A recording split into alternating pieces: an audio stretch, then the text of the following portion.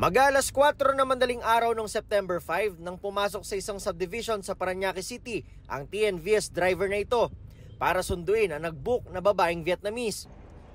Makikita ang pagsakay ng dayuhang pasahero sa TNVS.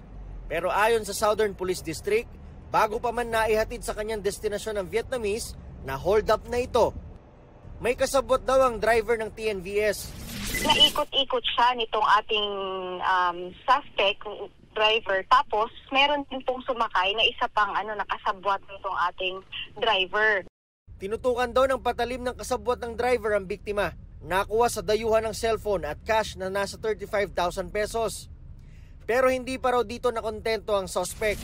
Matapos ang nakawan kung ano yung kanyang pera at saka yung kanyang cellphone, is ginahasa din po yung ating Vietnamese na victim. So bago po siya maibaba, nanakawan na siya at nagahasa pa siya. Ayon sa Southern Police District, matapos nakawan at gahasain ng 32 anyos na biktimang Vietnamese, ay ibinaba ito ng mga suspect sa Barangay San Dionisio, Parañaque City. Dito na raw nagkaroon ng pagkakataon ng biktima na magsumbong sa mga pulis. Nadakip ang driver ng TNVS sa Cabuyao, Laguna noong September 7 matapos magkasa ng follow-up operation.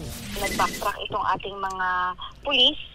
Nakita po yung CCTV, kaya po na-verify natin yung plaka ng sasakyan na ginamit nila. Pinakita rin po niya yung license niya nang pumasok siya sa loob ng subdivision. Na-recover ang sasakyang ginamit ng mga suspect. Nabawi rin ang cellphone ng biktima.